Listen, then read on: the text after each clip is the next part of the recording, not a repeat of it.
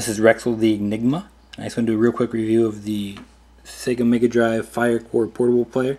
This is the Gopher. Now there are, I think, two other versions of this, if I recall right.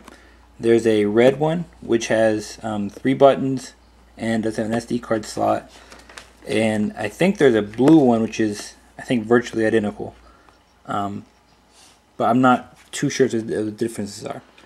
As you can see, it's a 2.8-inch color QVGA LCD display, SD card slot for Firecore game cards and more downloads, which basically means you can put a SD card in there with, ROMs on it.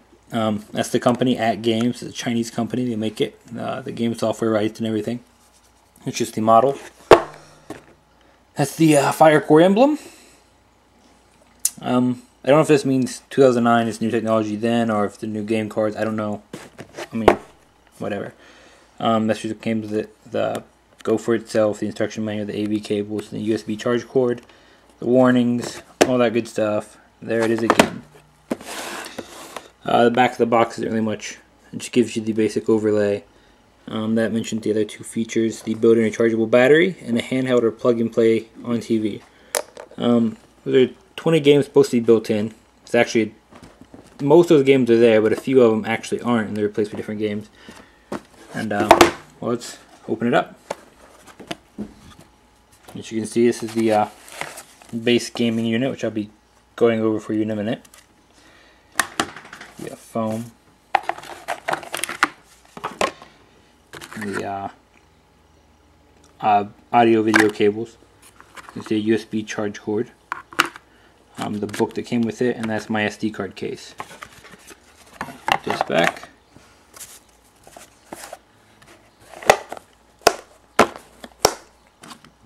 Oh well. And this is the upside down Firecore. So this is the basic unit. The D-pad. It's one of those where the arrows aren't necessarily, the directions aren't necessarily separated. And the problem with that is, a lot of times you have bigger fingers, so you aren't as finesse about it as other people. You end up hitting right, and if you're a little bit down or a little bit up, you accidentally be heading that way, which is a little bit of a problem. Seems a lot of the games that give you in this are beat 'em ups. There's the display. It's a pretty nice size display there. Can't say much about it. The 6 buttons, they're set out a little bit awkwardly, but ABC, obviously XYZ. Not much to say about them. It takes a little bit getting used to, but they play pretty well. They're pretty solid buttons. Right there, if you can see it, that's the start button. And there's the menu button. That light right there, if you get that little dot, I believe that's for the infrared controllers. I don't have any, so I can't show you. There's your headphone jack. There's your on-off switch. Over here you have, that's the charge light, that's the charge port. There's your your video out, there's your SD card slot, complete with SD card, and there's your volume. In the back you have the the battery department. That screw, no one likes it, but whatever. I think you can put a lanyard up there as well, if you can see that little hole. And well, it's just a basic overview of the system. And in just a moment, we see what it looks like in action. Alright, so due to the near impossibility for me to play this and record with one hand, I'm just going to show you the games. And, well,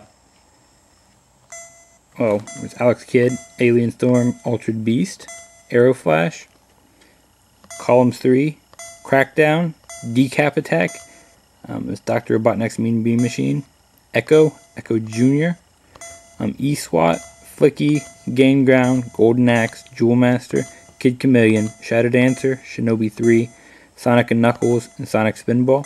And then you have the SD card slot. And you really can't see the video so well in here, but I'm going to assure you it's pretty good quality. It's a pretty good looking display. And this is just the game that I have on here. Now I will warn you, it has some compatibility issues with a lot of games. There's some games that just won't play, and some games come across looking really ugly. Madden, for example, won't play, and I think Vector Man, the first one, or is it the second one? One of the two has significant problems as far as graphics go. and it becomes unplayable. There's that. So let's continue there. Maybe I'm a liar. I think it's just a second. I don't know if you can get the sound that well, but turn that up. The sound's kind of got a funky quality to it. I'm not really a huge fan of the sound of this system. That's probably the biggest complaint I have, is that the sound's not exactly great. No, this game seems to look and play just fine. Excuse me for that. Sorry for that. Some of the other pros and cons of the system I'll try to explain to you and see if you can make your own mind. For one, there's no battery backup for your saves. You cannot save files or games, I should say. So if you're looking to play like Sword of Vermilion or any other kind of RPG or anything like that, you're really out of luck unless you feel like starting over every time. All the games that come with it are either games that have no save points, or that, they all have no save points, they have no password, or some of them have password systems, and some of them just don't have any function at all, and you have to start back over from the beginning each time you quit. So if you're a big MegaDrive or Genesis RPG fan, this really isn't a good system for you. Obviously, there are a lot of compatibility issues, and the sound's off on some of the games. It doesn't sound so well. So if that concerns you, or if you have a Nomad, then I guess there's really no reason for this, unless you like to play ROMs. It looks pretty well on the screen on the TV. I'd show you that, but I don't feel like getting that right now. It plays pretty well on the TV. The sound is a bit more messed up. It's more noticeable when it's on the big screen.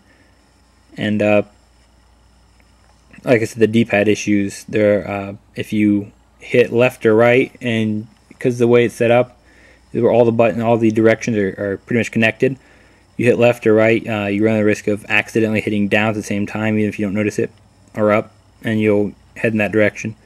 So that's another issue you'll have to face.